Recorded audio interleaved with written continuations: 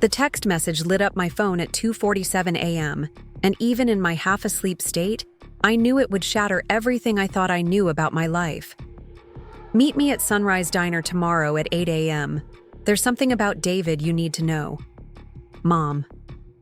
The formal tone was so unlike my mother that my stomach immediately knotted with dread. Before we jump back in, tell us where you're tuning in from, and if this story touches you, make sure you're subscribed, because tomorrow I've saved something extra special for you.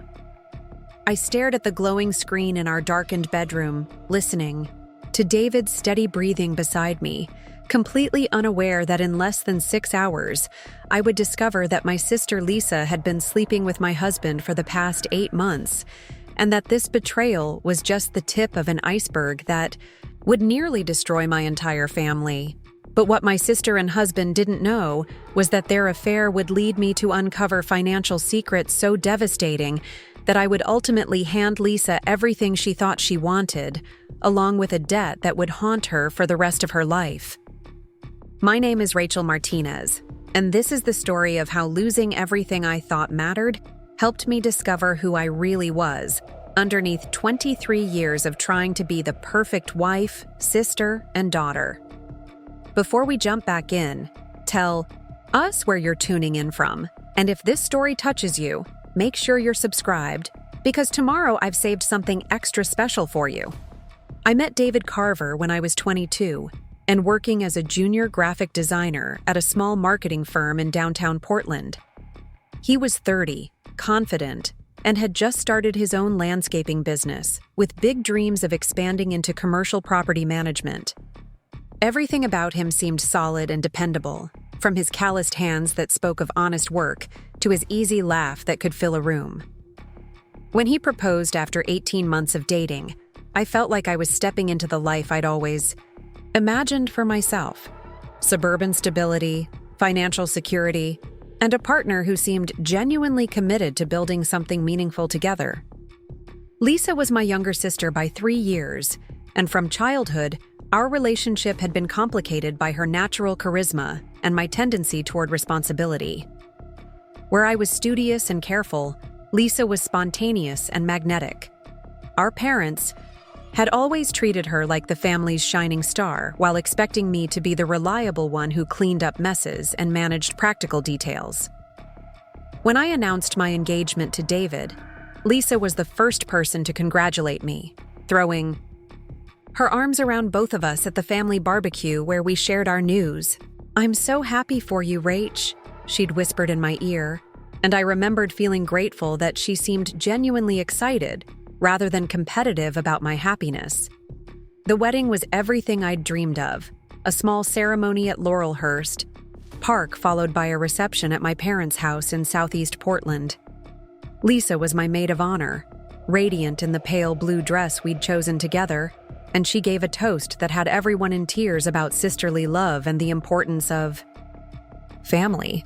David looked handsome in his rented tuxedo, and when we exchanged vows under the oak tree where I'd played as a child, I felt like I was finally stepping into my real life after years of preparation and waiting.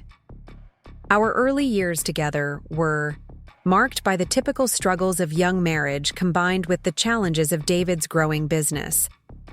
We rented a small craftsman house in the Selwood neighborhood, and I continued working at the marketing firm while David poured every spare dollar into equipment and advertising for Carver Landscaping. Money was often tight, but we had a plan. I would handle the household finances and administrative support for his business while he focused on building clientele and developing his skills in landscape design and property maintenance. Looking back now, I can see how naturally I slipped into the role of enabler and supporter, managing not just our personal finances, but also keeping track of David's business expenses, client communications, and scheduling. It felt natural at the time, like I was contributing to our shared success by handling the details that David claimed to find overwhelming. He would often joke that he was terrible with paperwork and numbers, relying on me to ensure that invoices were sent, payments were tracked, and taxes were properly filed. When David suggested starting a family after our 3rd year of marriage, I was ready to embrace the next chapter of our carefully planned life.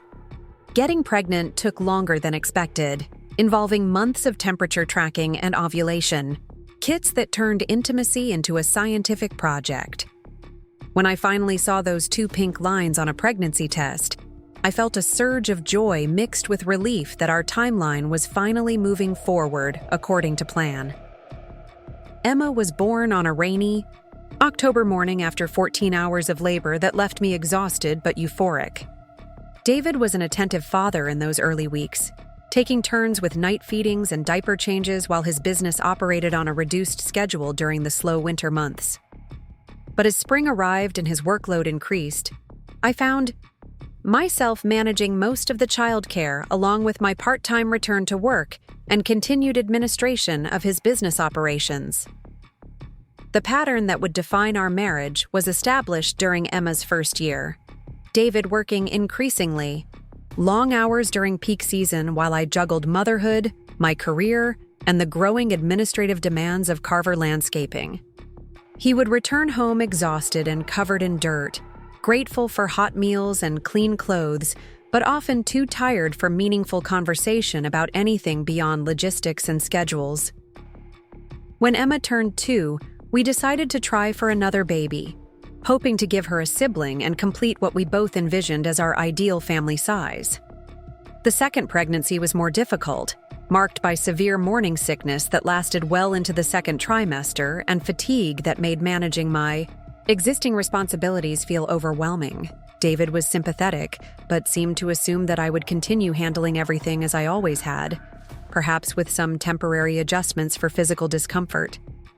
James was born 3 years after Emma, a sweet-natured baby who slept better than his sister, but whose arrival marked the beginning of a more complex phase in our family life. 2 children meant double the logistics for everything from doctor appointments to daycare pickup, and David's business had grown to the point where he was managing multiple commercial accounts that required his presence during traditional family time. I made the decision to leave my full-time position at the marketing firm and transition to freelance work, rationalizing that the flexibility would allow me to better support David's business while being more present for our children. What I didn't fully understand at the time was how this decision would gradually erode my professional identity and financial independence, making me increasingly dependent on David's income while simultaneously making his business success dependent on my unpaid administrative support. The freelance graphic design work was sporadic and poorly paid, often involving rush projects for small businesses that needed quick turnarounds at budget prices. I found myself working late at night after the children were asleep, trying to complete client projects while managing invoices and scheduling for Carver Landscaping during the day. David was appreciative of my efforts, but seemed to view my contributions as natural extensions of my role as his wife, rather than valuable professional services that deserved recognition or compensation. Our social life gradually narrowed to include primarily other couples with young children and David's business associates, many of whom were also small business owners struggling to balance family responsibilities with entrepreneurial demands. At neighborhood barbecues and school events, I would often find myself in conversations with other wives about the challenges of supporting husbands' businesses while managing household responsibilities. And I was struck by how common our situation seemed to be. Preparing and narrating this story took us a lot of time, so if you are enjoying it, subscribe to our channel. It means a lot to us. Now back to the story.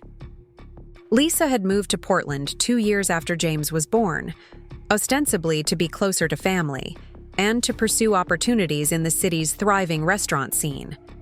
She'd completed culinary school in San Francisco and had worked in several high-end establishments before deciding that Portland's food culture offered better prospects for advancement. Our parents were thrilled to have both daughters in the same city again, and I was genuinely excited about the possibility of developing a closer adult relationship with my sister. She rented a small apartment in the Pearl District and found work as a sous chef at a trendy farm-to-table restaurant that quickly became popular with Portland's foodie community. Lisa had always been passionate about cooking, but seeing her in a professional kitchen environment revealed a level of skill and creativity that impressed everyone who tasted her food. She would often experiment with new recipes when she came to family dinners, bringing elaborate dishes that made my simple home cooking seem pedestrian by comparison. David was immediately charmed by Lisa's presence in our lives, often commenting on her culinary talents and her stories from restaurant life that seemed far more interesting than our domestic routines. She would regale us with tales of demanding customers, temperamental head chefs, and the intense camaraderie that developed among kitchen staff during busy service periods. Her life seemed vibrant and exciting compared to our predictable patterns of work, childcare, and household management. As Lisa became more established in Portland's restaurant scene, she began dating a series of men who seemed attracted to her artistic temperament and professional passion, but who inevitably disappointed her with their lack of ambition or commitment. She would often join us for weekend dinners, entertaining Emma and James with her dramatic recounting of dating disasters and workplace drama, while helping me clean up after meals with an easy familiarity that reminded me of our childhood. David's business was thriving during this period, having secured several large commercial accounts that provided steady income throughout the year, rather than the seasonal fluctuations that had characterized his early years. He hired 2 full-time employees and was considering expanding into landscape design services that would allow him to charge higher rates for more creative projects. The financial stability was welcome, but it also meant longer hours and increased pressure to maintain the level of service that his commercial clients expected.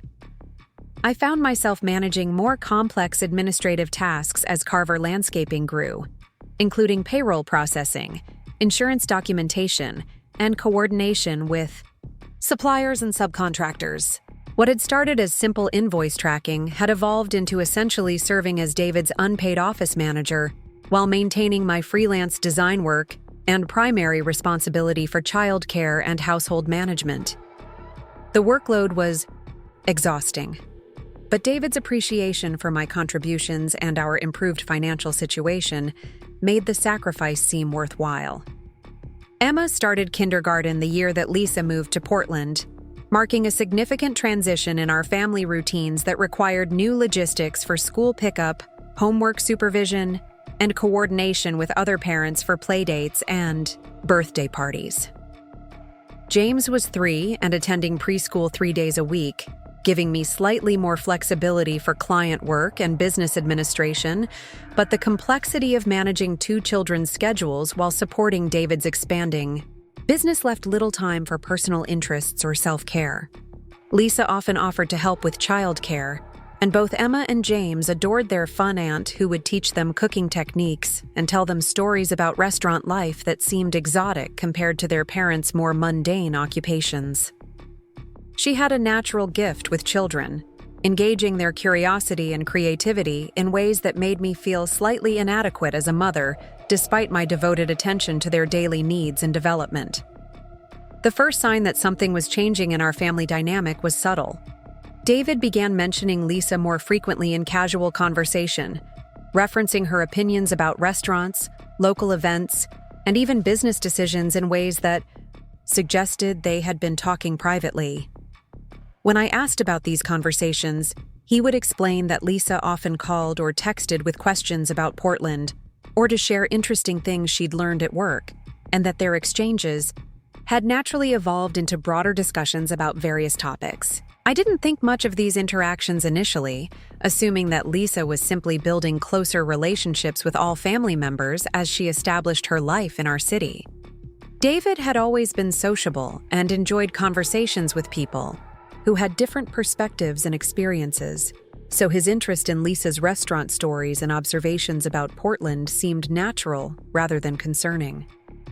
Our marriage during this period felt stable but increasingly routine, marked by efficient coordination of responsibilities rather than the romantic connection that had characterized our early years together. We were both exhausted most evenings, focused on completing daily tasks and preparing for the next day's obligations, rather than nurturing our relationship or pursuing shared interests. Physical intimacy had become infrequent and predictable, often feeling more like another item on our endless to-do list, rather than an expression of genuine desire or emotional connection.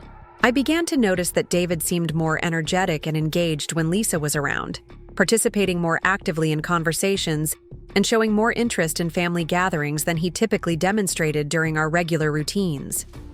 He would offer to help with meal preparation when Lisa was cooking, asking questions about techniques and ingredients that revealed a curiosity about food that had never been apparent during our daily dinner preparations. Lisa, for her part, seemed genuinely interested in David's business and would ask detailed questions about landscape design, client management, and the challenges of running a small company. Her questions were thoughtful and demonstrated real engagement with topics that I had been managing for years without recognition or curiosity from family members. Watching them discuss business strategy over dinner, I felt a strange mixture of pride in David's expertise and something that might have been jealousy at Lisa's obvious admiration for his accomplishments. The changes in our household dynamic were gradual enough that I attributed them to natural evolution rather than cause for concern. David seemed happier and more communicative, which I assumed reflected his business success and our improved financial stability. Lisa was clearly enjoying her time with our family, often staying late after dinner to help with cleanup or to continue conversations that had started during the meal. Our parents were delighted by the apparent closeness developing between David and Lisa, often commenting on how wonderful it was that he had gained not just a wife, but a true sister-in-law who shared his interests and appreciated his sense of humor. At family gatherings, the three of us would often be found in the kitchen together, with Lisa cooking, David helping with preparation, and me managing the children and coordinating serving logistics in ways that felt collaborative and harmonious. It was during this period of apparent family harmony that I began to notice small discrepancies in David's business accounts that would eventually lead to much larger discoveries about his financial management. There were unexplained expenses that didn't match any invoices or receipts I could locate, and client payments that seemed to disappear from our business account shortly after being deposited. When I asked David about these irregularities, he would provide explanations that seemed reasonable, but that I couldn't verify through documentation. The frequency of these financial inconsistencies increased gradually over several months, always accompanied by David's assurances that he had everything under control, and that my confusion resulted from not understanding certain business practices or tax strategies. He began to take more direct control over business banking, explaining that his accountant had recommended changes in how we managed cash flow and expense tracking that required his personal oversight. I was busy enough with my own responsibilities that I didn't immediately investigate these changes thoroughly, trusting David's expertise in his own business while focusing on my freelance work and our children's increasingly complex schedules. Emma was excelling in school, but required help with homework that was becoming more challenging, while James was developing interests in soccer and art classes that added new logistics to our weekly routines. Lisa's presence in our lives provided welcome relief from the intensity of managing work and family obligations, and I was grateful for her willingness to babysit when David and I occasionally went out for dinner or attended business functions together. She seemed to genuinely enjoy spending time with Emma and James, and they looked forward to evenings when Aunt Lisa would cook special meals and teach them skills that I had never learned myself. David's business relationships were expanding, beyond landscape maintenance, into more complex commercial projects that required coordination with architects, contractors, and property developers. These new opportunities were financially promising, but demanded more of his time and attention, often involving evening meetings and weekend site visits that reduced his availability for family activities. I found myself managing more of the children's activities independently while simultaneously handling increased administrative demands from Carver Landscaping's expanding operations. The business growth was exciting and financially beneficial, but the additional workload was exhausting and left little time for personal interests or relationship maintenance with David. Our communication during this period became increasingly focused on logistics and problem-solving rather than emotional connection or shared experiences. We would exchange information about schedules, children's needs, and business requirements with efficient brevity, but rarely engaged in conversations about our feelings, hopes, or concerns beyond immediate practical matters. I began to feel invisible in my own life, valued primarily for my ability to manage complex logistics rather than for my thoughts, feelings, or individual identity. The freelance design work that had once provided creative satisfaction became merely another source of income to help support our family's financial goals, while my contributions to David's business success remained largely unacknowledged despite their crucial importance to his operations. The evening that would change everything started like countless others, with David working late on a project proposal while I supervised homework and prepared dinner with Lisa's help. She had stopped by after her shift at the restaurant, bringing ingredients for a pasta dish that she wanted to teach Emma how to make. The three of us were laughing in the kitchen while James played with building blocks nearby, and I remember feeling grateful for these moments of family connection that seemed to make all the daily stress worthwhile. David arrived home around 8 o'clock, apologizing for missing dinner, but explaining that he had been meeting with a potential client about a large commercial project that could significantly expand his business. He seemed energized by the opportunity and grateful when Lisa offered to prepare a plate of the pasta we had made together. The four of us sat around the kitchen table while he described the project details and his optimism about landing the contract. After the children were in bed, Lisa lingered to help with cleanup and to continue the conversation about David's business prospects. I was washing dishes while they sat at the table discussing marketing strategies and client relationship management, topics that Lisa approached with genuine interest despite having no background in landscape services. Her questions were thoughtful and seemed to help David clarify his own thinking about business development and long-term planning. I went to bed that night, feeling content about our family life and optimistic about David's business growth, completely unaware that Lisa and David's conversations had been growing more intimate and personal over the previous months. Their shared interests and easy communication had evolved into emotional intimacy that neither of them had acknowledged directly, but that was creating the foundation for a betrayal that would destroy everything I thought I knew about my marriage and my family. The text message from my mother arrived 15 hours later, launching me into a day that would reveal not only their affair, but financial deceptions that would make their emotional betrayal seem simple by comparison.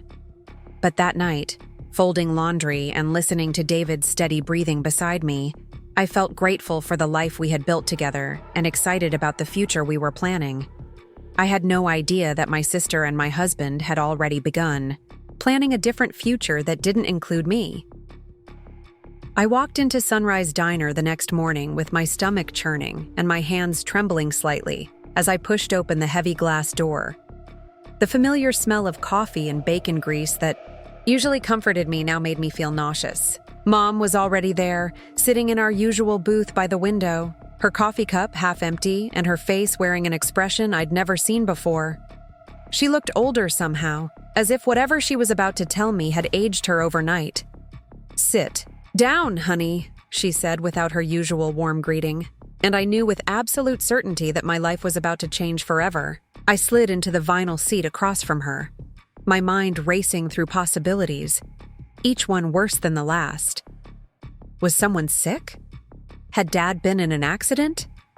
The silence stretched between us as she struggled to find words for something that clearly had no easy way to be said.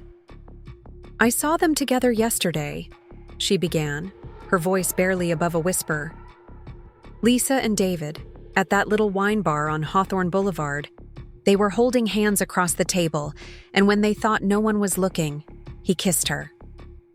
The words hit me like physical blows, each one landing with devastating precision. I felt the blood drain from my face as I tried to process what she was telling me, my brain refusing to accept that my sister and my husband could be capable of such betrayal. "That's impossible," I heard myself saying, though even as the words left my mouth, puzzle pieces were clicking into place in my mind. The late-night phone calls David claimed were from clients, Lisa's sudden interest in landscape design, The way they looked at each other during family dinners. The energy between them that I had attributed to friendship, but that now took on a completely different meaning. Mom reached across the table and took my hand, her own fingers cold and shaking. I followed them, Rachel. I know I shouldn't have, but I had to be sure before I said anything. They went back to her apartment together. David's truck was parked outside for 3 hours. The detail hit me like a sledgehammer because I knew exactly where David had said he was yesterday afternoon. He had told me he was meeting with suppliers about a large order for spring plantings, a meeting that apparently never existed. I sat there in that diner booth feeling like my entire world was collapsing around me while the morning rush continued normally around us. Families were ordering pancakes and business people were checking their phones over coffee completely, unaware that my 23-year marriage was disintegrating in real time. The normalcy of everyone else's Tuesday morning felt surreal against the magnitude of what I was learning about my own life. How long? I managed to ask, though I wasn't sure I wanted to know the answer. Mom's face crumpled slightly as she realized she would have to deliver even more devastating news. I think it's been going on for months, she said, her voice breaking. Mrs. Patterson from church mentioned seeing them together at that outdoor market in August, but I didn't think anything of it at the time. And your father said he thought it was strange when David asked so many questions about Lisa's work schedule during Emma's birthday party. August. Lisa's birthday party had been in July, which meant this betrayal had been happening right under my nose during what I had thought were some of our happiest family moments.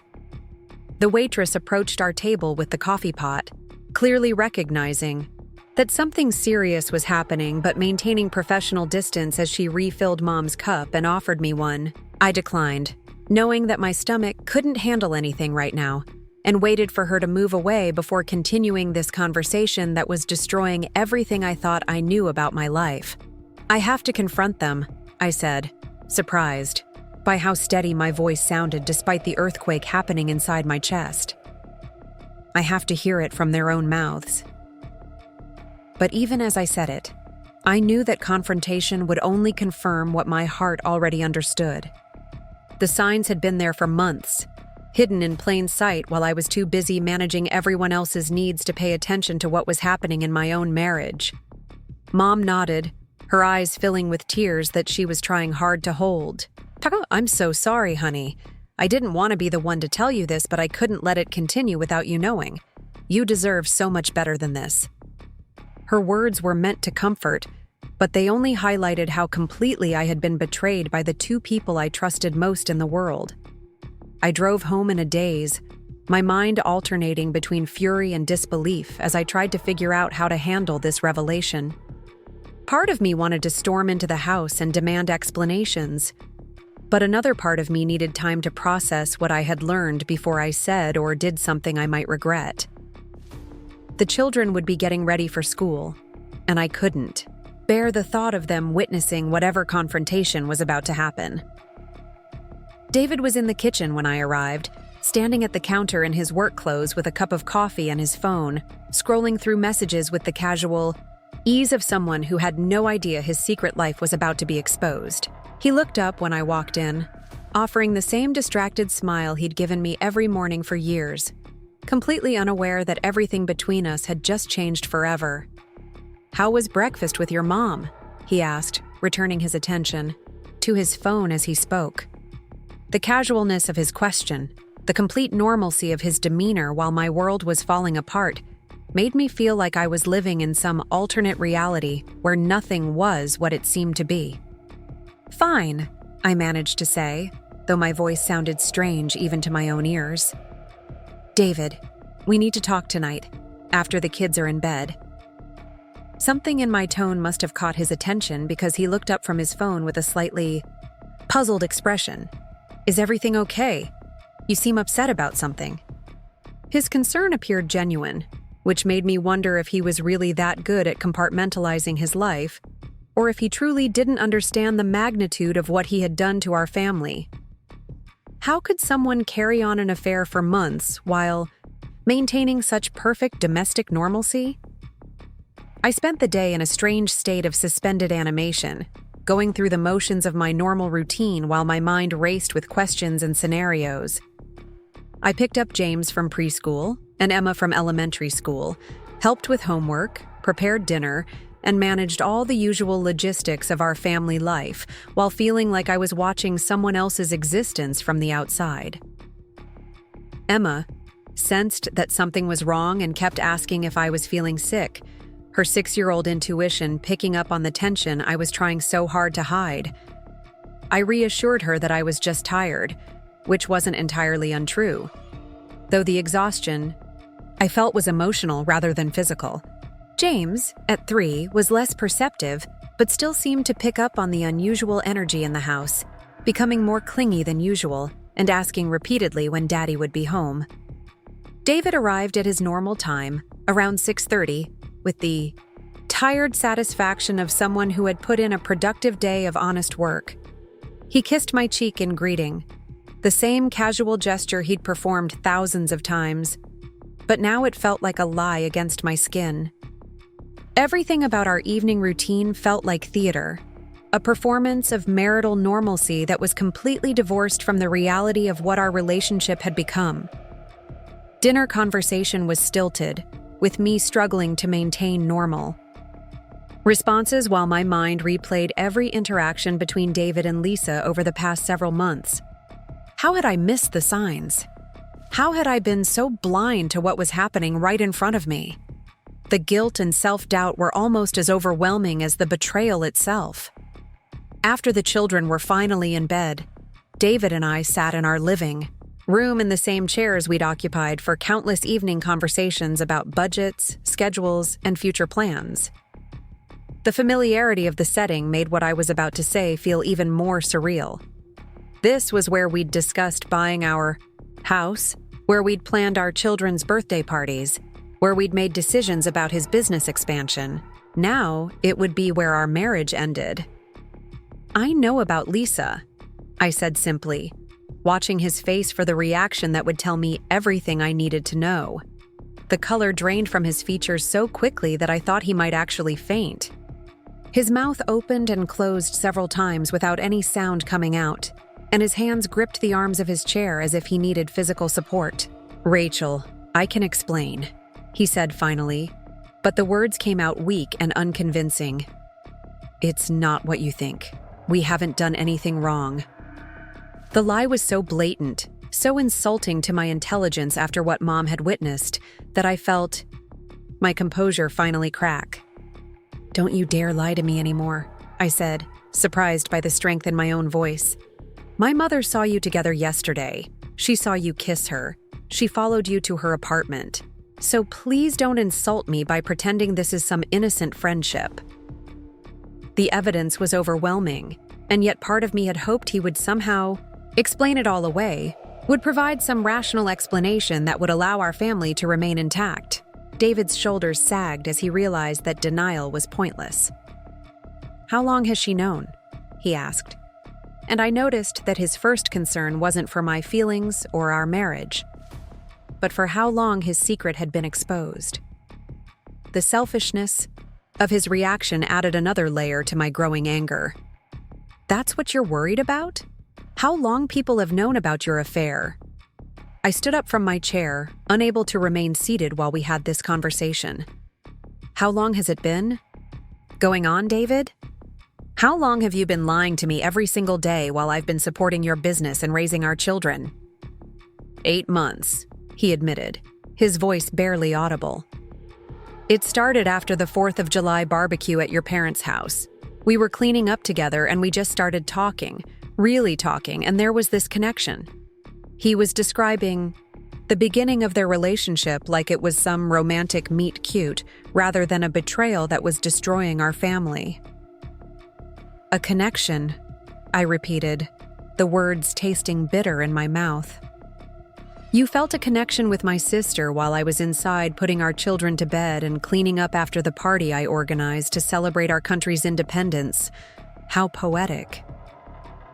The irony wasn't lost on me that their affair had begun during a family celebration that I had planned and executed while they discovered their special bond.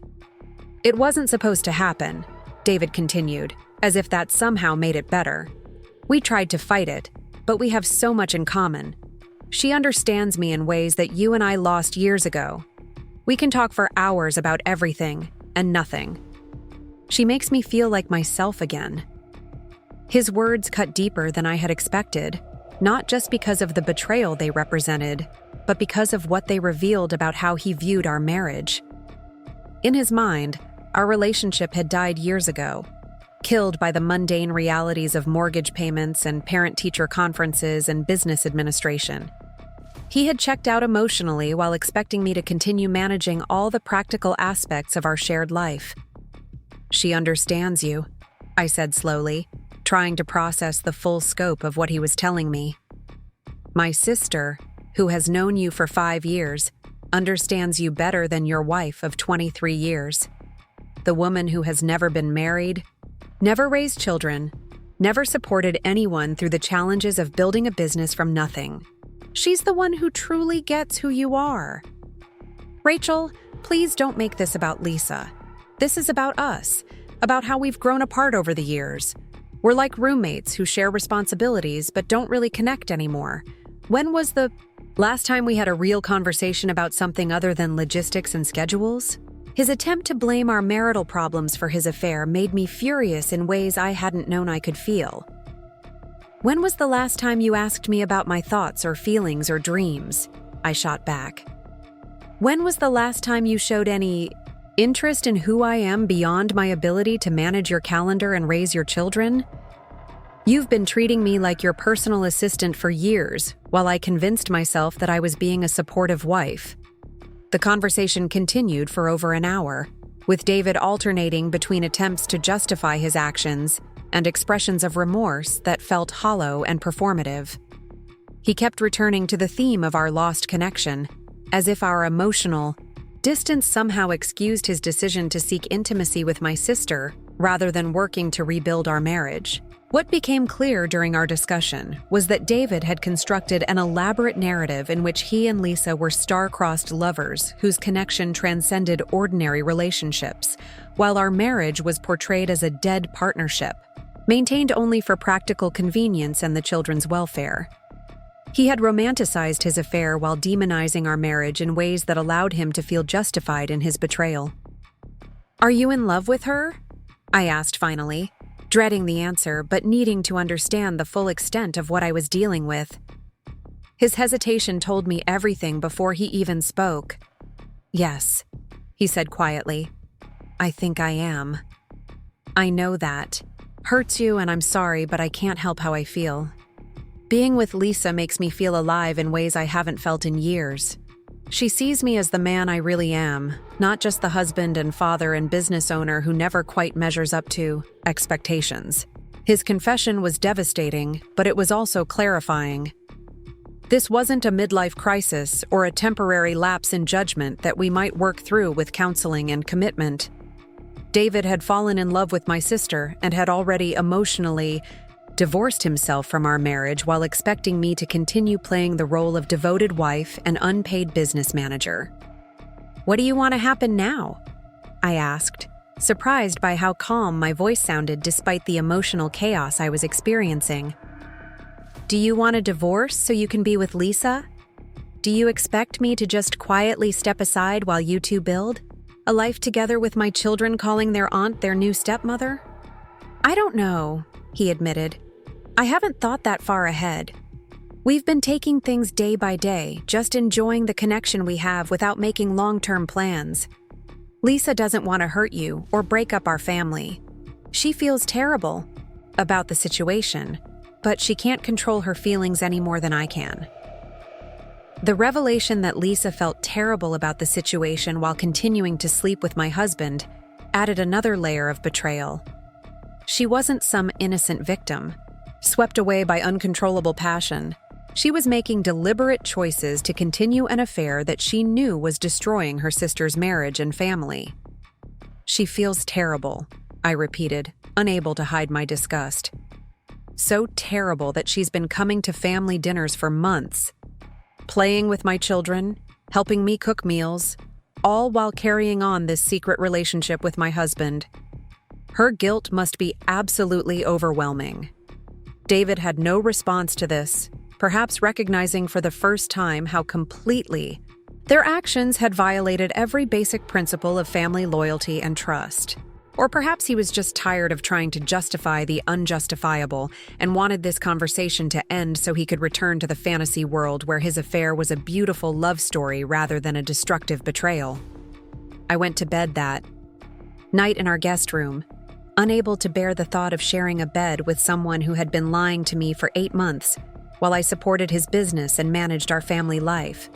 Sleep was impossible as my mind raced through memories of the past year, reinterpreting every interaction through the lens of what I now knew about their relationship. The next morning brought the additional challenge of maintaining normalcy for Emma and James while processing the complete destruction of our family structure. David left for work early, avoiding eye contact and mumbling something about having a busy day ahead.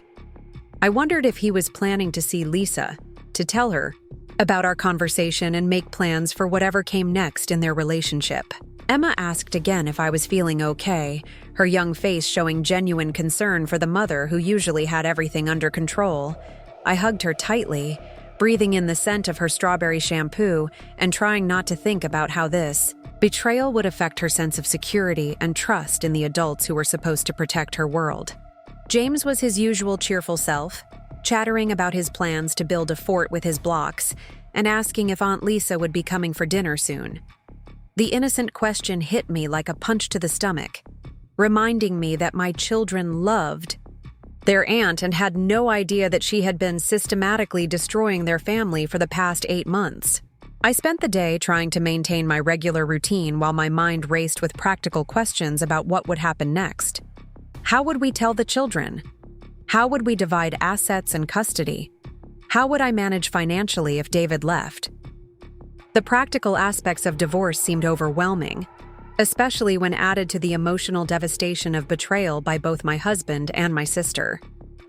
Lisa called in the afternoon while I was folding laundry, her name appearing on my phone screen like an accusation. I stared at the phone for several rings before deciding to answer, curious to hear what she could possibly have to say about the situation. "Rachel, we need to talk," she said without preamble, her voice tight with stress. "David told me about your conversation last night. I know you must hate me right now, but please let me explain." The irony of my sister asking for a chance to explain why she had been sleeping with my husband for 8 months wasn't lost on me. "Explain what, exactly?" I asked, surprised by how cold my own voice sounded. "Explain how you justified betraying your sister for the better part of a year? Explain how you looked me in the eye at family dinners while carrying on a secret affair with my husband? I'm very curious to hear your reasoning." "It wasn't supposed to happen this way," Lisa said, echoing David's words from the night before. "We tried to fight it, Rachel. We both knew how wrong it was, but the connection between us was so strong. I've never felt anything like this before. I know that doesn't excuse what we've done, but I need you to understand that this isn't some casual fling. We really love each other." Her words made me feel physically sick. Not only had my sister and husband betrayed me, but they had convinced themselves that their betrayal was somehow noble because it was based on true love.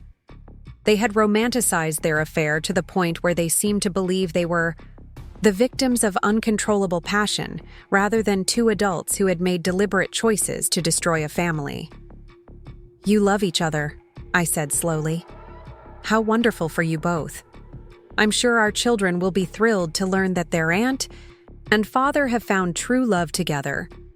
I'm sure our parents will be delighted to know that their family has been torn apart by such a beautiful romance." "Rachel, please don't be cruel," Lisa said, and I almost laughed at the audacity of my sister asking me not to be cruel while she was explaining why she had been sleeping with my husband for 8 months. "I'm being cruel?" I asked. "You've been lying to me for months, coming to my house, eating meals I prepared, playing with my children, all while carrying on this affair with David. And you think I'm the one being cruel by expressing anger about it?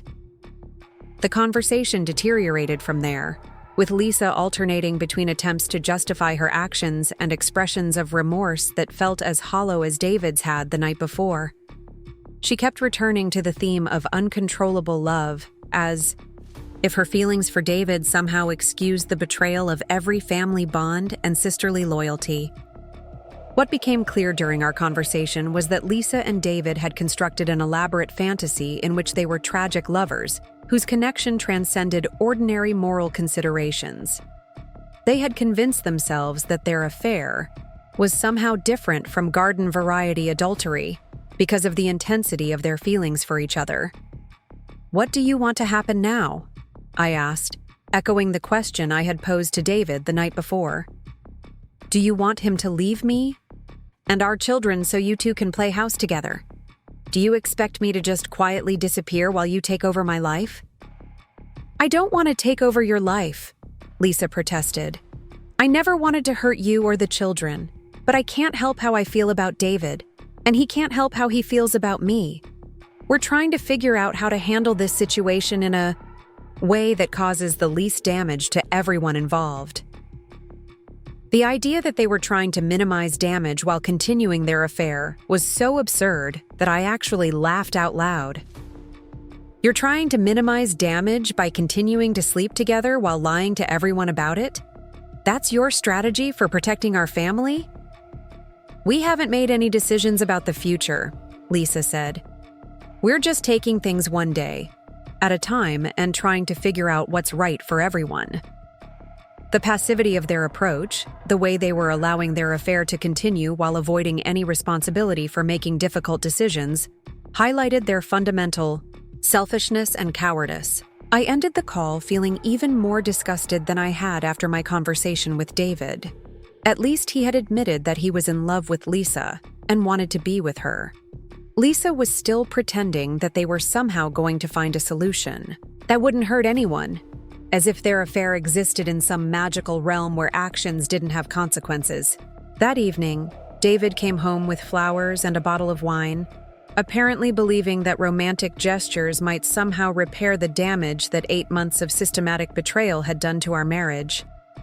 He seemed genuinely surprised when I refused both gifts and told him I thought he should sleep in the guest room until we figured out our next steps. "Rachel, I know you're angry and you have every right to be," he said, setting the flowers on the kitchen counter with the careful movements of someone trying not to provoke further conflict. "But we need to think about Emma and James. We need to figure out how to handle this situation in a way that protects them from being hurt by our problems." His sudden concern for our children's welfare would have been touching if it hadn't come after 8 months of conducting an affair that would inevitably devastate their sense of family security.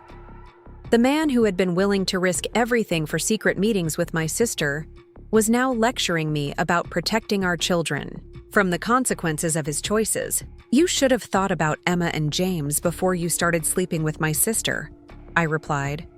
"You should have considered their welfare before you decided to blow up their family for the sake of your midlife crisis romance." The words came out harsher than I had intended, but I felt no regret for expressing the anger that had been building since my conversation with Mom at the diner. That night marked the beginning of what would become the most difficult period of my adult life, as I struggled to maintain some semblance of normalcy for our children while processing the complete destruction of everything I had believed about my marriage and my family. David moved into the guest room, and we began the awkward dance of separated spouses trying to co-parent while navigating the aftermath of betrayal. The children knew something was wrong, but couldn't understand what had changed so dramatically in their secure little world.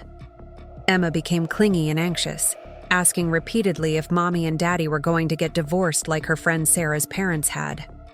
James reverted to some babyish behaviors he had outgrown, sucking his thumb and asking for extra bedtime stories as if prolonging the evening routine could somehow restore the family stability he sensed slipping away. I found myself lying awake each night, staring at the ceiling and trying to figure out how to move forward from this point. The practical aspects of separation seemed overwhelming when combined with the emotional devastation of betrayal. How would we divide custody of the children? How would I manage financially if David left? How would I explain to Emma and James that their beloved Aunt Lisa had been the other woman in their parents' marriage? The most difficult part was the complete revision of history that betrayal required. Every family gathering, every shared meal, every conversation over the past 8 months now took on sinister new meaning. I found myself questioning every interaction, wondering what signs I had missed and how I could have been so blind to what was happening right in front of me. But perhaps the most devastating realization was that I felt almost relieved alongside my anger and grief. The emotional distance I had sensed in our marriage, the feeling of being taken for granted and undervalued, now had an explanation. David hadn't just been busy with work or distracted by business concerns. He had been emotionally invested in another relationship while expecting me to continue managing our domestic life without question or complaint. The numbness that set in after the initial shock was both a blessing and a concern.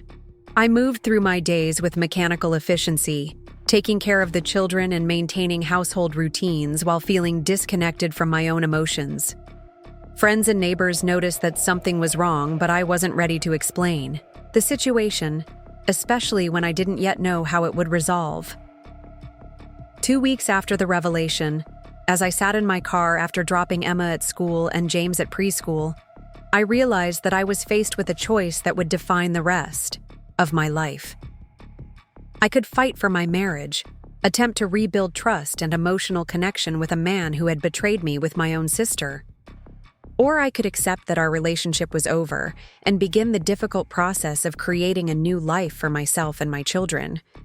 The decision, when it came, surprised me with its clarity. I didn't want to fight for a marriage with someone who could conduct an 8-month affair while expecting me to continue serving as his unpaid business manager and domestic coordinator. I didn't want to spend years rebuilding trust with someone who had looked me in the eye every day for months while living a secret life with my sister. But what I didn't yet know was that David's betrayal with Lisa was just the beginning of what I would discover about the man I had been married to for 23 years. The affair that had seemed like the worst possible revelation would soon pale in comparison to financial secrets that would threaten not just our marriage, but our children's future and my sister's financial security in ways that none of us could have anticipated. The call came on a Thursday morning while I was reviewing freelance invoices at the kitchen table, trying to calculate whether my irregular income could possibly support the children and me if David moved out permanently. The number on my phone screen was unfamiliar, but something about the area code made me answer despite my general reluctance to take unknown calls during this chaotic period of my life. Mrs. Carver? This is Janet Morrison from First National Bank's Fraud Prevention Department. We need to speak with you immediately about some concerning activity on your business accounts. The professional urgency in her voice sent an immediate chill through me, and I found myself gripping the phone tighter as my mind raced to understand what kind of fraud could be affecting Carver Landscaping. What kind of activity? I asked, moving away from the kitchen table and stepping onto our back deck for privacy, though the children were at school and David was supposedly meeting with a client about a new commercial project.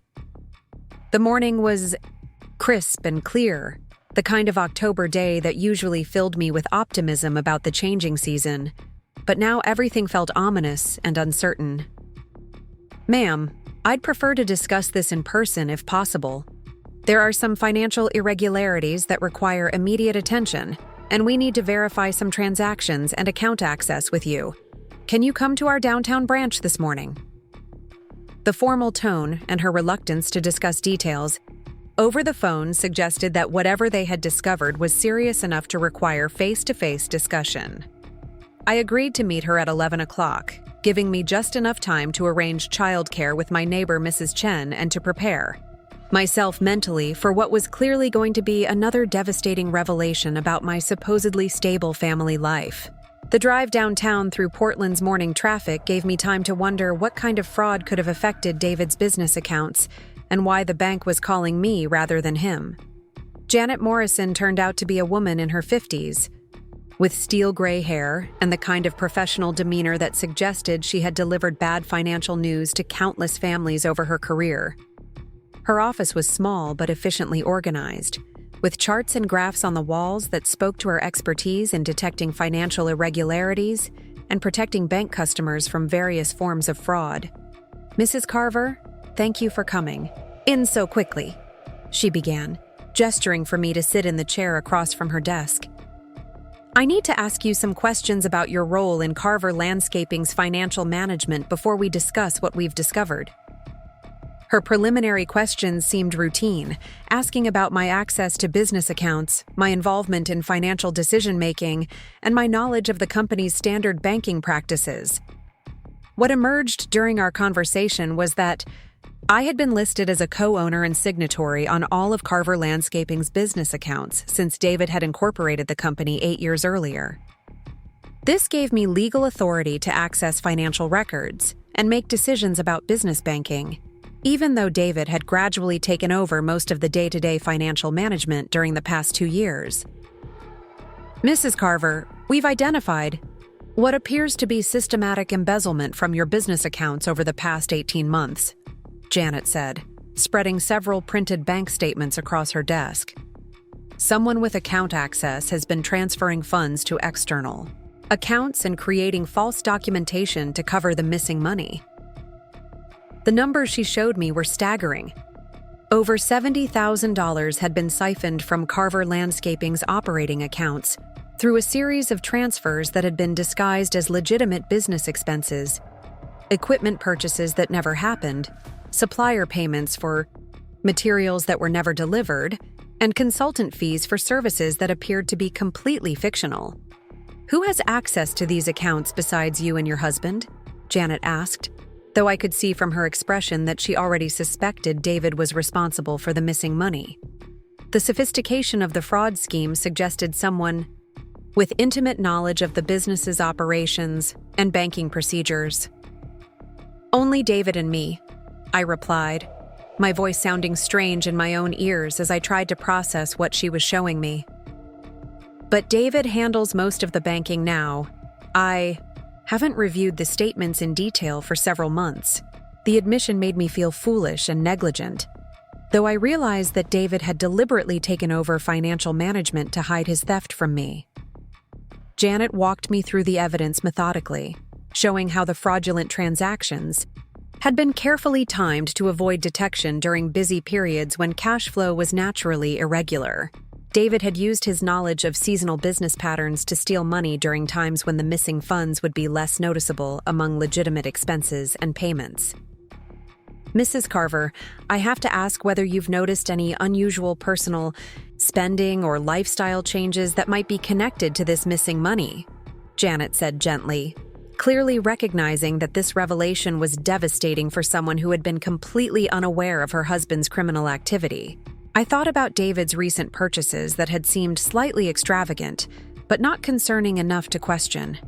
A new truck that he claimed was necessary for business efficiency, expensive tools and equipment that he said would improve productivity, several weekend trips that he had described as business conferences, but that now seemed suspicious given what I was learning about his deception. There have been some purchases that seemed unnecessary, but he always explained them as business investments, I said, feeling sick as I realized how easily I had been manipulated. He told me the new truck would help him secure larger commercial contracts, and I believed him because his explanation seemed reasonable. What Janet revealed next was even more shocking than the initial embezzlement discovery. David had used the stolen money to open secret investment accounts in his name only, apparently gambling on high-risk stock options and cryptocurrency speculation. The investments had been largely unsuccessful, meaning that most of the stolen money was simply gone rather than hidden in recoverable assets.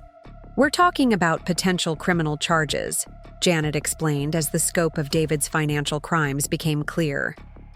Embezzlement of this magnitude from a business account is a felony, and the evidence is quite clear about who was responsible. The bank will be filing a report with law enforcement, and you'll likely be contacted by investigators within the next few days. The meeting lasted nearly 2 hours as Janet walked me through every fraudulent transaction and explained the legal processes that would follow. By the time I left the bank, I understood that David had not only betrayed our marriage by having an affair with my sister, but had also stolen enough money from his own business to potentially face years in prison, if prosecuted to the full extent of the law. I sat in my car in the bank parking lot for 15 minutes, trying to process how completely my understanding of my husband had been shattered in the span of 2 weeks. The man I had been married to for 23 years was not only an adulterer, but also a thief who had been systematically stealing from the business I had helped him build through years of unpaid administrative work. The drive home felt surreal, as if I was moving through a nightmare that would eventually end with me waking up to discover that none of this was real. But the bank documents in my purse and the appointment card for a follow-up meeting with investigators served as concrete reminders that my life had indeed become this bizarre and devastating reality. David was in the garage when I arrived home, organizing tools with the same methodical care he had always brought to his work. Seeing him engaged in this normal activity while knowing what I had just learned about his criminal behavior made me feel like I was looking at a complete stranger who happened to share a house with me. "How was your morning?" he asked, without looking up from the toolbox he was reorganizing, apparently unaware that his secret financial crimes had been discovered by bank fraud investigators. His casual tone and relaxed demeanor suggested that he still believed his embezzlement scheme was safely hidden from discovery. "Interesting," I replied, walking closer so I could see his face when I delivered the news that would destroy whatever remained of his carefully constructed double life. "I had a meeting with Janet Morrison from First National Bank. She had some fascinating information about Carver Landscaping's finances." The color drained from David's face so quickly that I thought he might actually collapse. His hands, which had been steadily organizing screwdrivers by size, began to shake visibly as he realized that his secret had been exposed.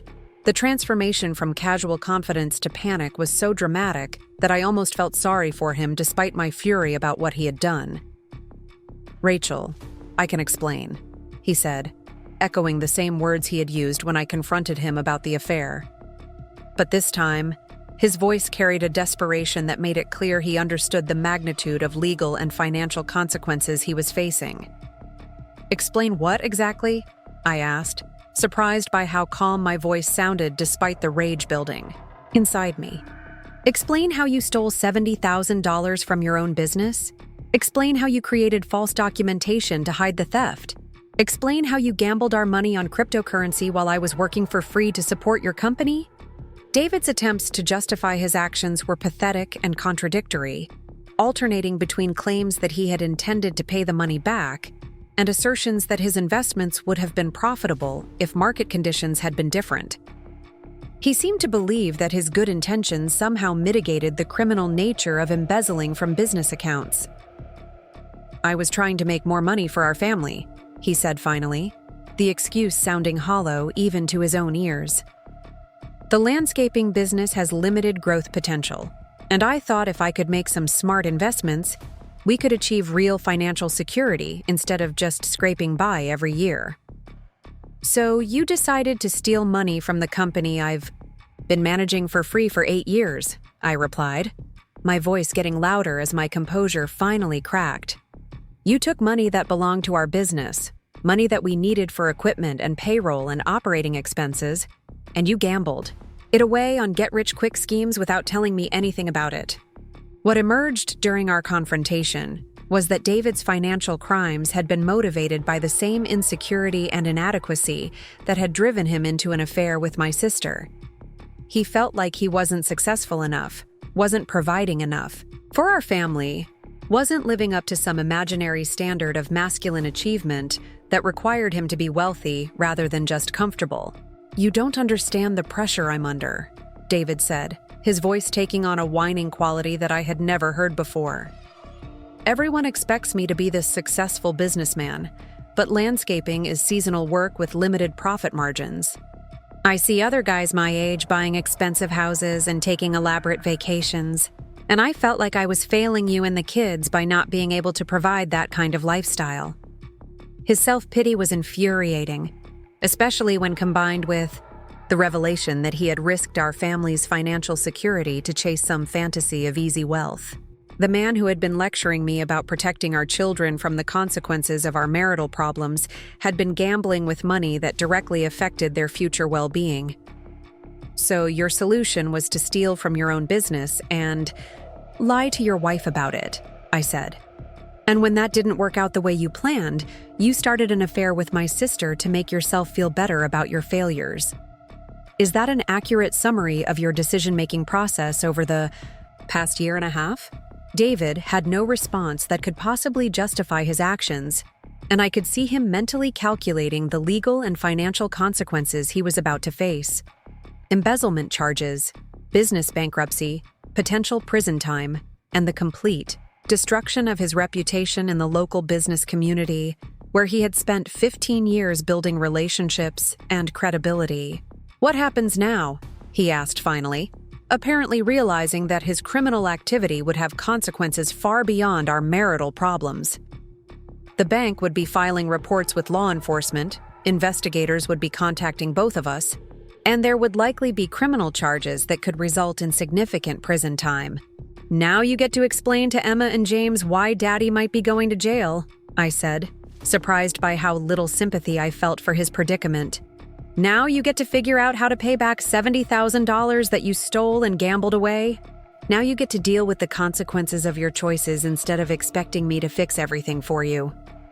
The conversation continued for another hour, with David alternating between attempts to minimize his crimes and expressions of remorse that felt as hollow as his earlier apologies about the affair. He kept trying to frame his embezzlement as a misguided attempt to provide for our family, as if his good intentions somehow excused the criminal nature of stealing business funds. What became clear was that David had been living in a fantasy world where his problems would magically resolve themselves without consequences. He had convinced himself that his investments would be profitable enough to replace the stolen money before anyone noticed it was missing, just as he had convinced himself that his affair with Lisa could continue indefinitely without destroying our family. That evening, after David had retreated to the guest room to avoid further confrontation, I sat alone in our living room trying to process the complete collapse of everything I had believed about my life. In the span of 2 weeks, I had discovered that my husband was an adulterer and an embezzler, that my sister was willing to betray family bonds for a romantic relationship, and that my financial security was largely illusory. But as I sat there surrounded by the comfortable suburban life that had been built on lies and deception, I felt something unexpected alongside my anger and grief. For the first time in years, I felt completely free from the obligation to manage everyone else's problems and emotions. David's crimes were his responsibility to handle, not mine to fix or minimize or explain away. The next morning brought a call from Detective Sarah Williams with the Portland Police Department's white-collar crime unit. She explained that the bank had filed a formal complaint about the embezzlement and that she would need to interview both David and me about the financial irregularities in Carver Landscaping's accounts. "Mrs. Carver, I want to assure you that our investigation will focus on determining who was responsible for these transactions," Detective Williams said during our phone conversation. "Based on the bank's preliminary findings, it appears that you were not involved in or aware of the fraudulent activity, but we'll need to verify that through formal interviews." The appointment was scheduled for the following Tuesday, giving me several days to prepare for what would likely be an uncomfortable but necessary process of establishing my innocence in David's criminal scheme. The irony wasn't lost on me that I would need to prove I hadn't been involved in stealing from the business I had been managing without compensation for 8 years. David's reaction to news of the police investigation was predictably panicked and self-serving. He asked if I would consider not cooperating with investigators, apparently believing that spousal loyalty should extend to covering up felony crimes. When I made it clear that I would be fully honest about what I knew and when I had learned it, he accused me of trying to destroy his life out of spite about the affair. "This isn't about the affair," I told him during one of our increasingly hostile conversations. "This is about the fact that you committed crimes that affect our children's future and our family's financial security. You did this to yourself, and I'm not going to lie to police officers to help you avoid the consequences of your choices." The police interview turned out to be less intimidating than I had expected, with Detective Williams asking straightforward questions about my role in business management and my knowledge of the financial transactions that constituted embezzlement. It quickly became clear that my detailed record-keeping and obvious surprise about the missing money established my innocence in David's criminal scheme. "Mrs. Carver, based on our investigation so far, there's no evidence that you were involved in or aware of the embezzlement," Detective Williams explained after reviewing my statements and supporting documentation. "However, you may be called as a witness if this case goes to trial, and you'll need to remain available for follow-up questions as our investigation continues." David's interview, which took place the same day, apparently did not go as well.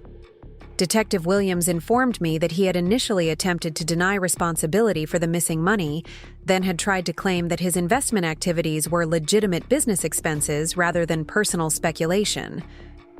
The evidence was overwhelming enough that his denials were quickly abandoned in favor of attempts to negotiate some kind of plea agreement.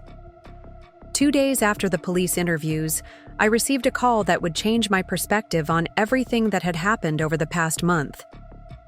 The voice on the phone was elderly but clear, identifying herself as Margaret Torres, David's maternal aunt whom I had met only twice during our entire marriage at funeral services for other family members.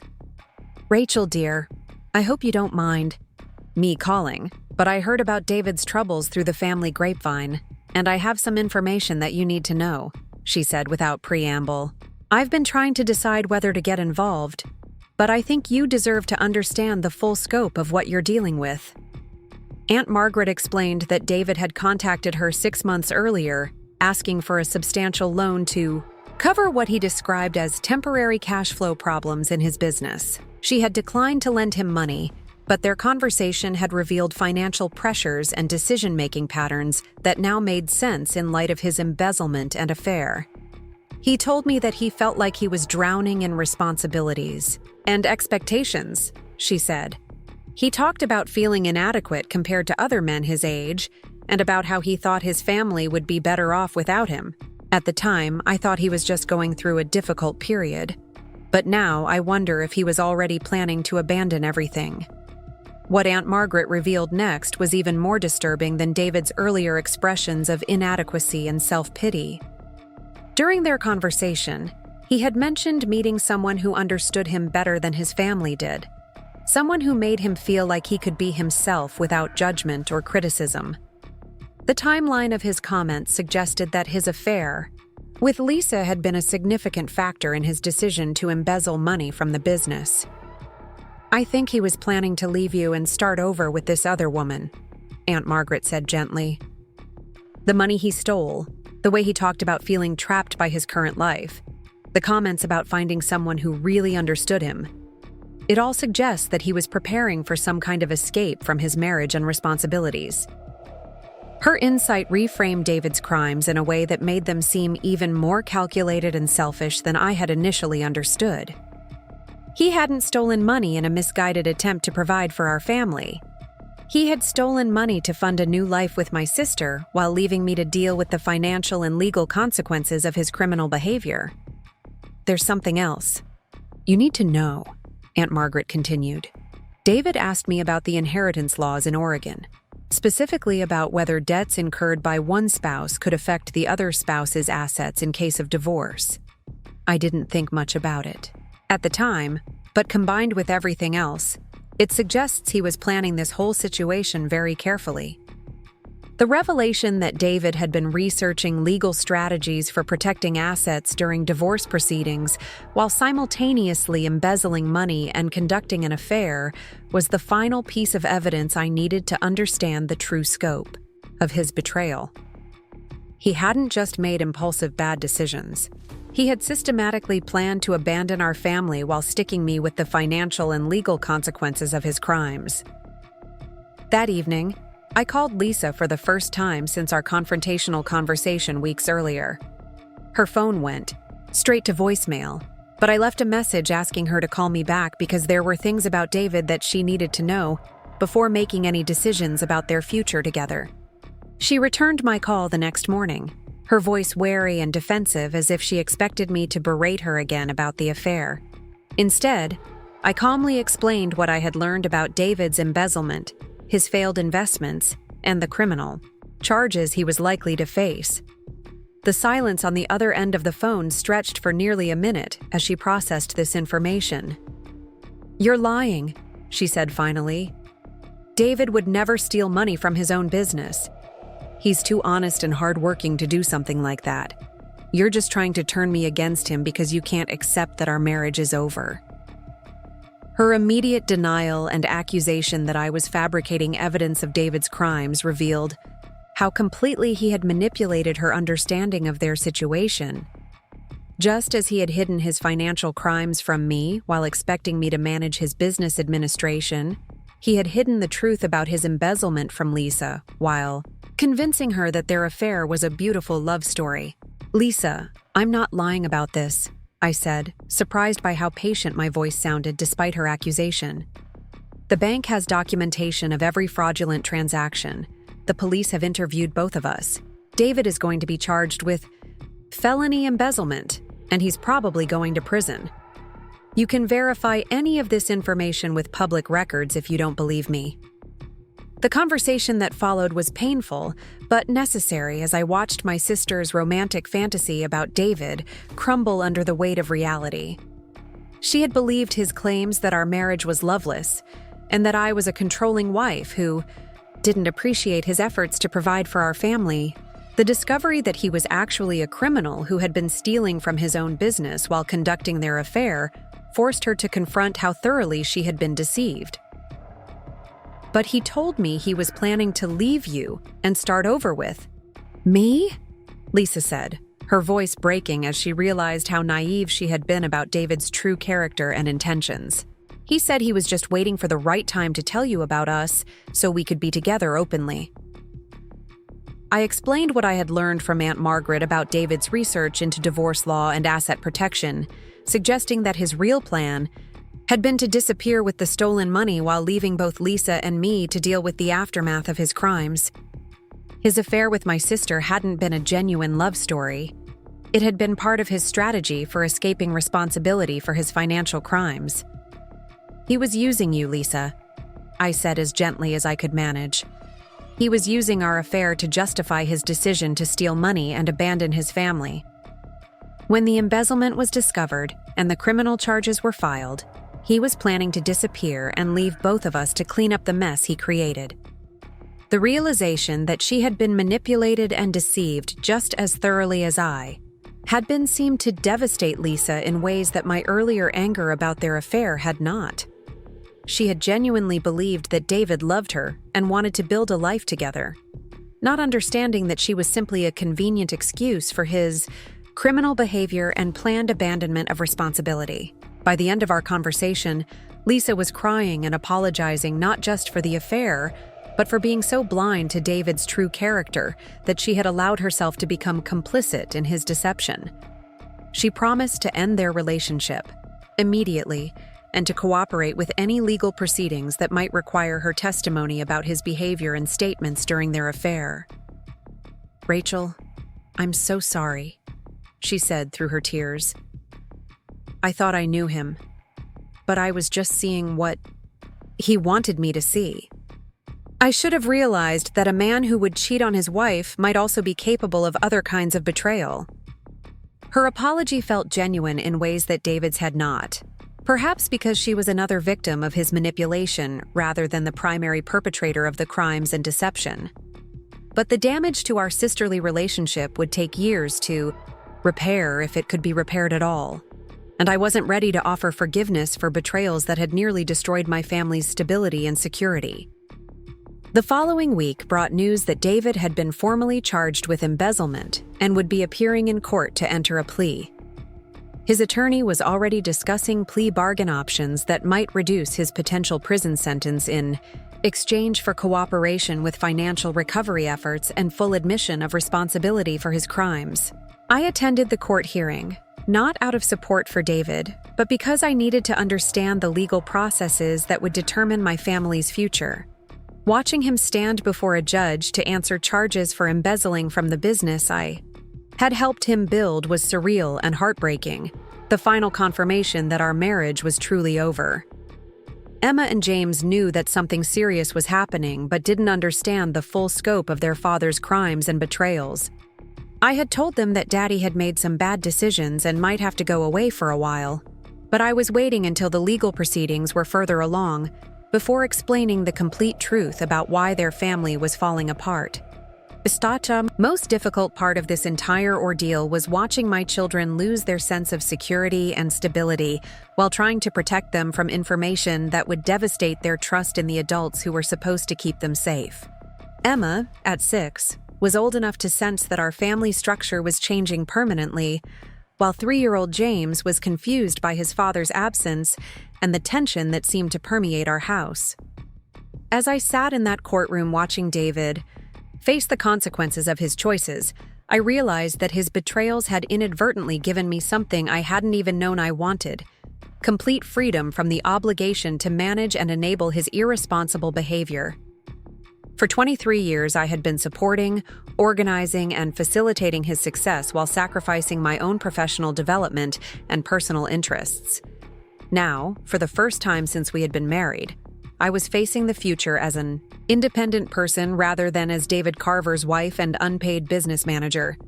The prospect was terrifying but also exhilarating, offering possibilities for personal growth and professional development that had been impossible when all my energy was devoted to supporting someone else's dreams and covering up their failures. But what I didn't yet understand was that David's crimes would create opportunities for revenge and justice that I never could have imagined.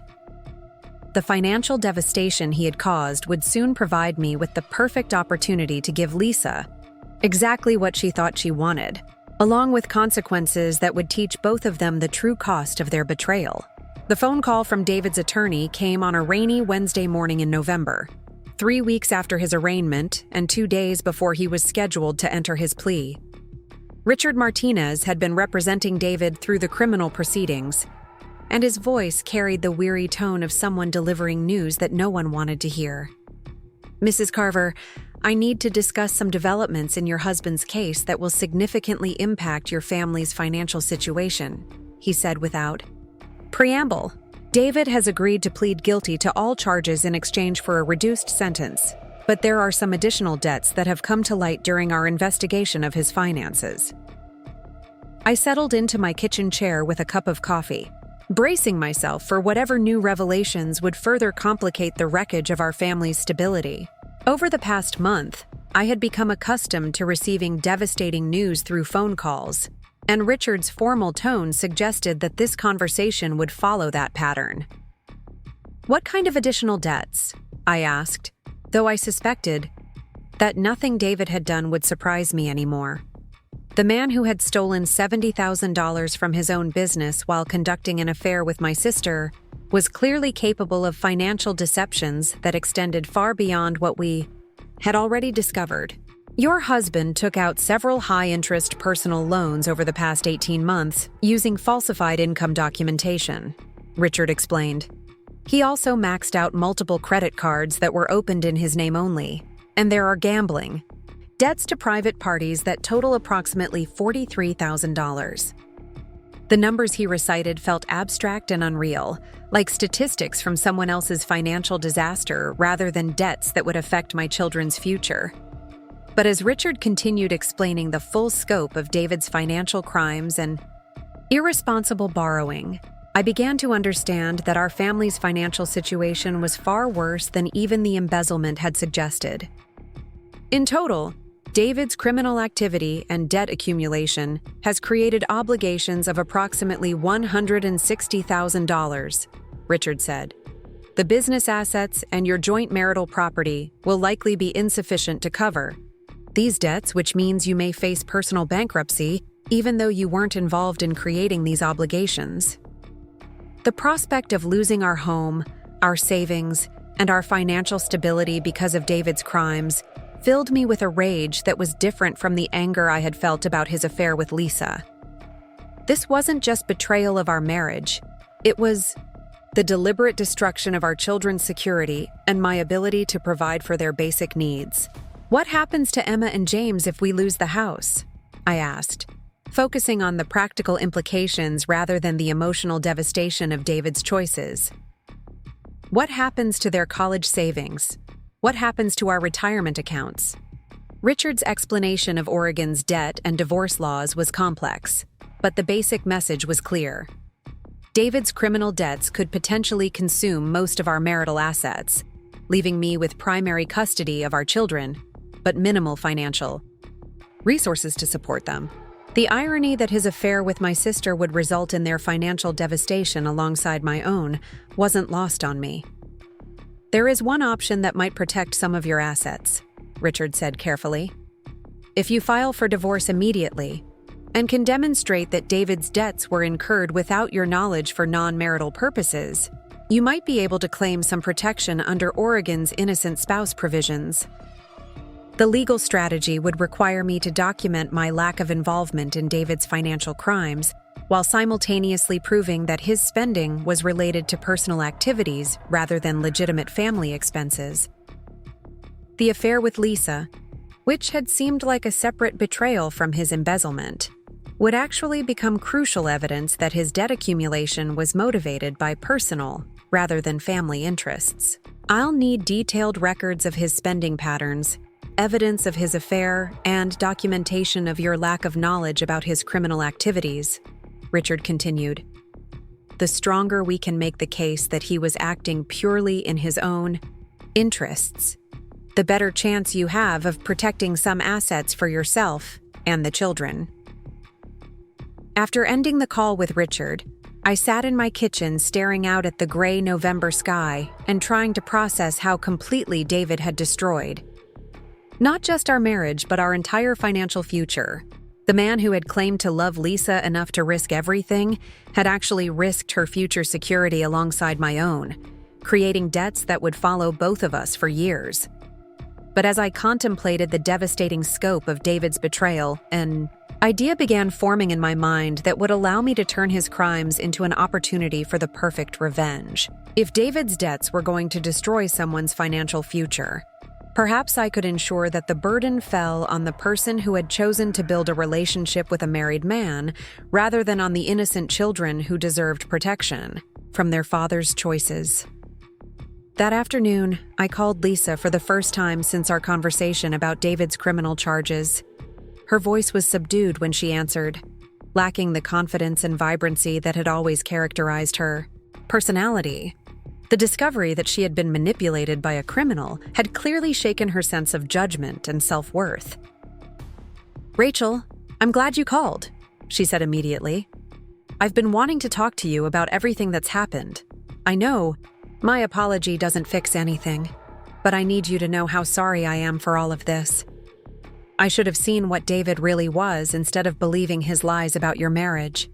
Her humility was genuine, but I wasn't calling to discuss forgiveness or family reconciliation.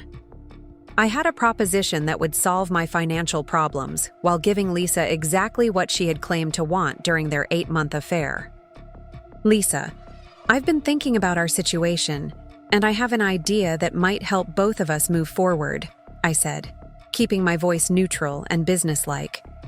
"David is going to prison, and his debts are going to destroy our family's financial security. But there might be a way to handle this that would give you the life with him that you wanted." The confusion in her voice was evident as she tried to understand what I could possibly mean. David was facing years in prison for embezzlement, and their affair had ended when she learned about his criminal behavior. How could there be any scenario in which she could have a life with him? "I don't understand," she said. "David is going to be in prison for at least 3 years, maybe longer. Our relationship is over. I realize now that I never really knew him at all." I explained my idea slowly and carefully, making sure she understood both the opportunity I was offering and the consequences it would entail. Under Oregon law, if David transferred all his debts and remaining assets to Lisa before sentencing, I could be protected from most of the financial damage his crimes had caused. Lisa would become responsible for his obligations, but she would also receive any potential future income or assets he might accumulate. "You wanted to be with David," I said simply. "You wanted to share his life and build a future together. This would give you exactly that. You would own everything he has, and you would owe everything he owes. You would be his partner in every legal and financial sense." The silence on the other end of the phone stretched for nearly a minute as Lisa processed what I was proposing. She had claimed to love David enough to destroy our family. Now she would have the opportunity to prove that love by accepting responsibility for the consequences of his choices. "But the debts," she said finally. "You're talking about more than $100,000 in debts from his crimes and gambling. I could never pay that back on a chef's salary. It would ruin my credit and my future." "Those are the same debts that would ruin my children's future if I remain legally tied to David," I replied. "The difference is that you chose to be involved with him knowing he was married. Emma and James didn't choose any of this. What I was proposing wasn't technically legal without David's cooperation, but I suspected he would agree to transfer his debts to Lisa if it meant protecting me and the children from the financial consequences of his crimes. His guilt about destroying our family might motivate him to accept a solution that would allow his children to maintain some financial stability." "I need time to think about this," Lisa said, though I could hear in her voice that she already understood the moral logic of what I was suggesting. She had wanted David badly enough to betray her sister and destroy her nephew and niece's family. Now she could have him completely, along with all the consequences that choice entailed. "Take all the time you need," I said. "But David's sentencing is in 6 weeks, and any asset transfers would need to happen before then. After he's in prison, it becomes much more complicated to restructure financial obligations." The conversation ended with Lisa promising to consider my proposal, though I suspected she was already calculating whether her love for David was strong enough to accept financial responsibility for his crimes.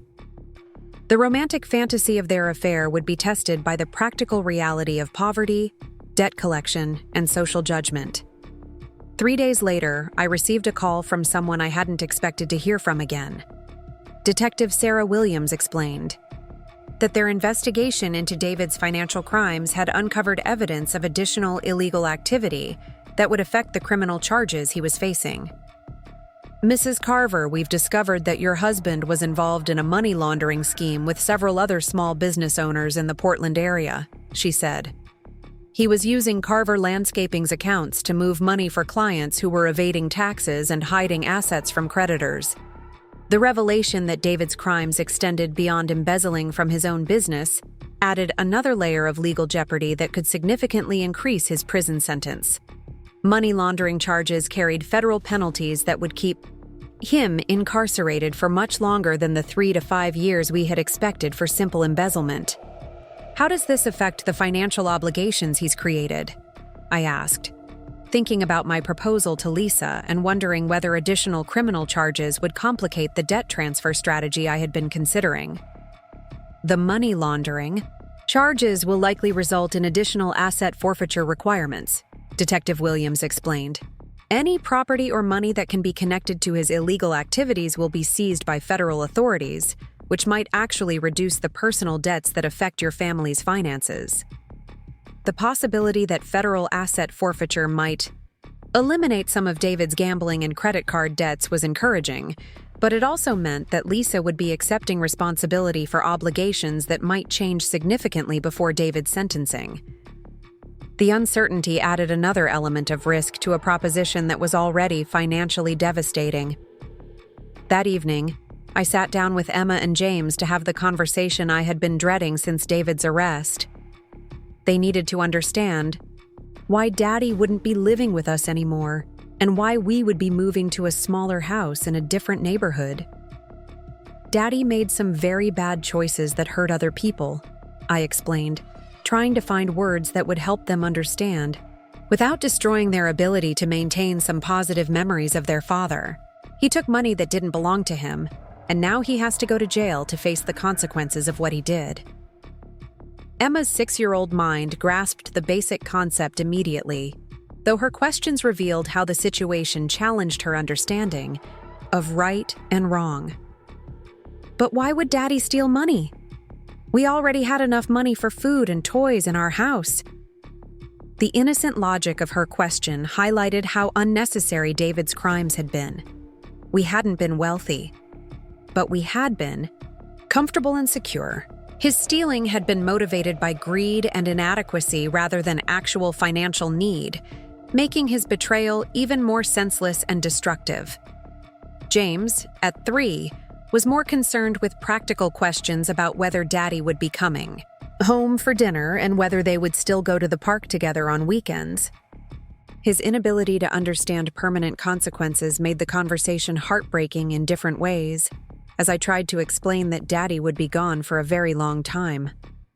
"Will we still live in our house?" Emma asked, her question going straight to the heart of the security issues that David's crimes had created. "Will I still go to the same school?" I explained that we would probably need to move to a smaller place and that some things in their lives would change, but that I would do everything possible to keep them safe and happy. The promise felt hollow when I considered how limited my options were for providing financial stability as a single mother with irregular freelance income. Lisa called me back the following Tuesday with her decision about my proposal. Her voice was steady but sad, carrying the weight of someone who had accepted a difficult reality about the consequences of her choices. "I'll do it," she said simply. "You're right that I chose to be involved with David, and Emma and James didn't choose any of this. If transferring his debts to me will protect their future, then that's what should happen." Her acceptance of responsibility was both admirable and heartbreaking, representing a level of accountability that David himself had never demonstrated. She was willing to sacrifice her financial future to protect children who were her victims, as much as they were David's, showing a moral courage that her affair had initially hidden. "Are you sure about this?"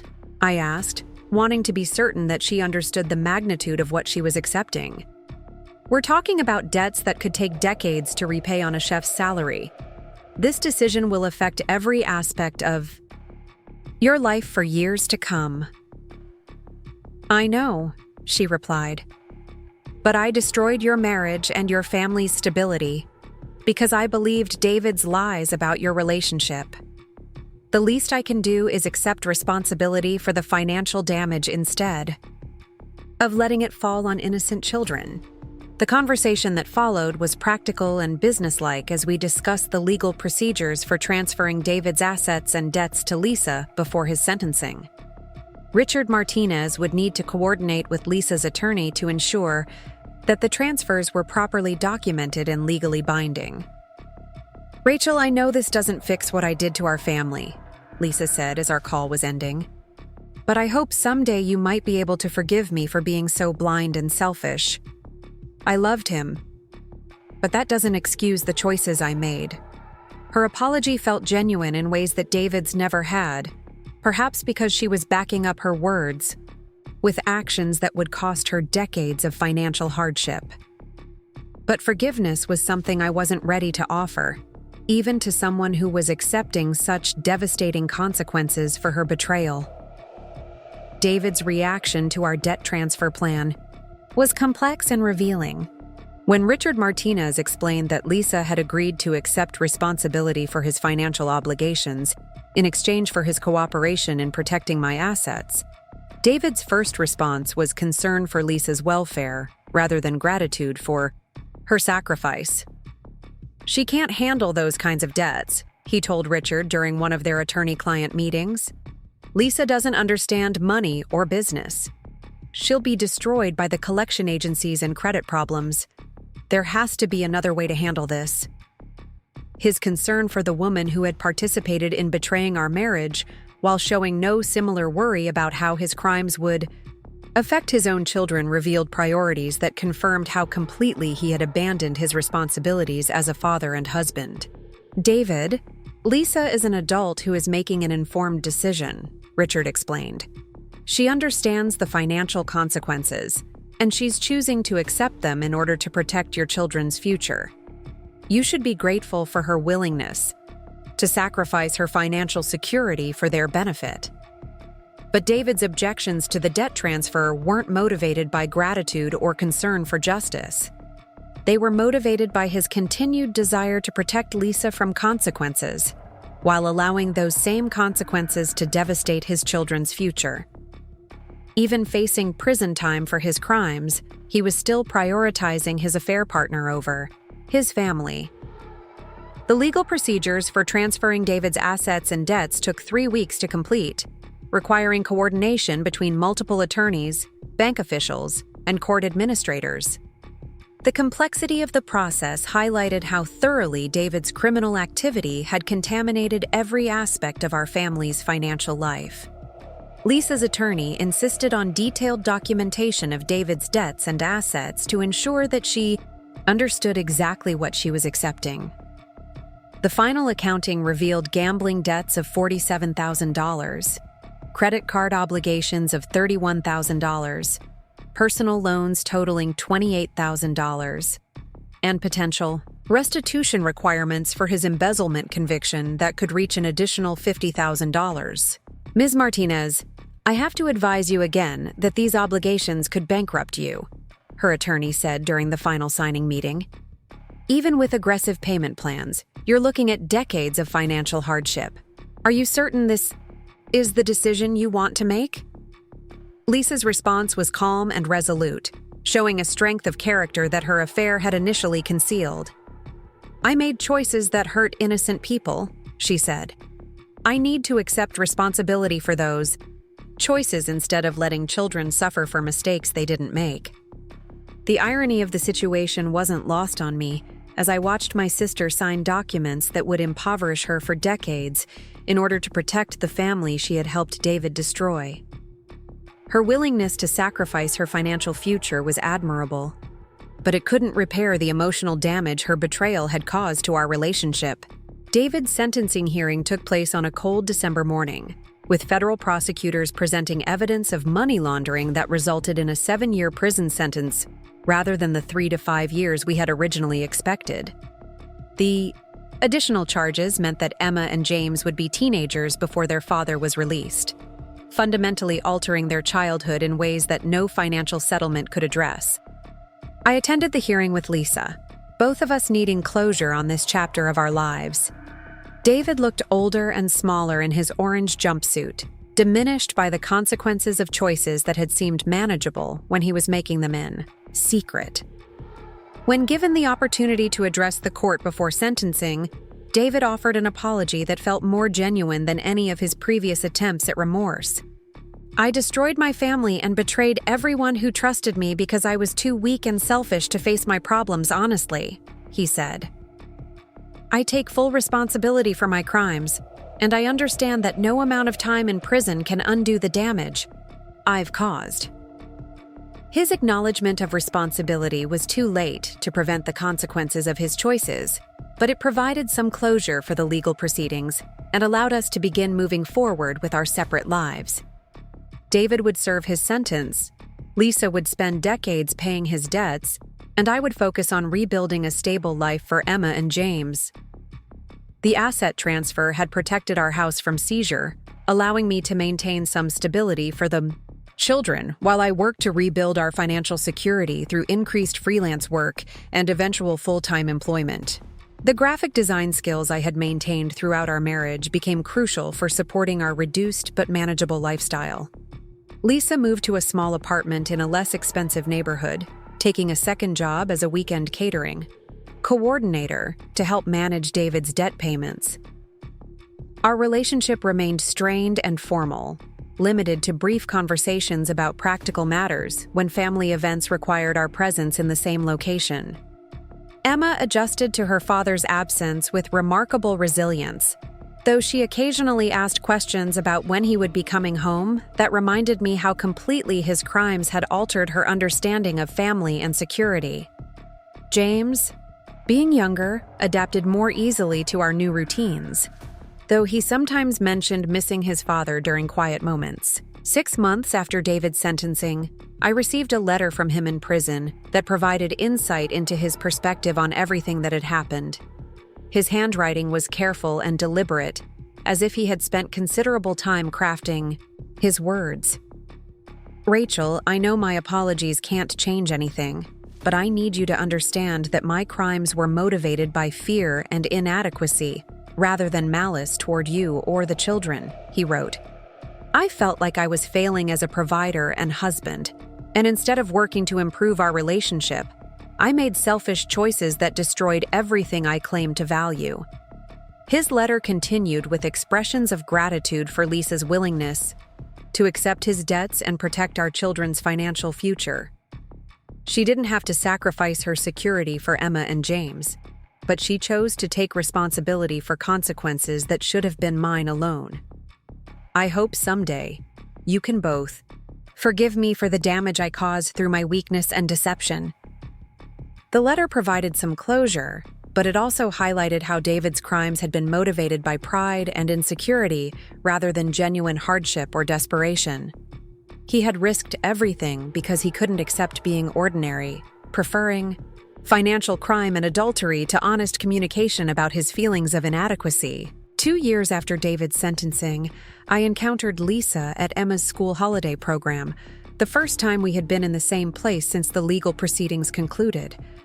She looked tired and older, showing the stress of working multiple jobs, while managing debt payments that consumed most of her income. "How are you doing?" I asked, genuinely curious about how she was managing the financial burden she had accepted. "Are the debt payments manageable?" "It's hard," she admitted, "but I'm making progress. I've paid off 2 of the smaller credit cards, and the payment plan for the restitution is working. It'll take years, but I'll get through it." Her resilience was impressive, demonstrating a strength of character that her affair had initially hidden. She was facing the consequences of her choices with dignity and determination, never complaining about the hardship or asking for sympathy. "Rachel, I know our relationship may never be the same," she said quietly, "but I want you to know that I think about Emma and James every day. I hope they're doing well and that they don't hate me for what I did to their family." Her concern for my children's welfare felt genuine, representing growth and maturity that her earlier selfishness had concealed. She had learned to prioritize their needs over her own desires, though this lesson had come at enormous personal cost. "They're doing well," I replied honestly. "Emma still asks about you sometimes, and James remembers when you used to cook with us. They don't understand the adult problems that happened, and I want to keep it that way as long as possible." Our conversation was brief but civil, marking a small step toward eventual reconciliation that might be possible years in the future when the immediate pain of betrayal had faded.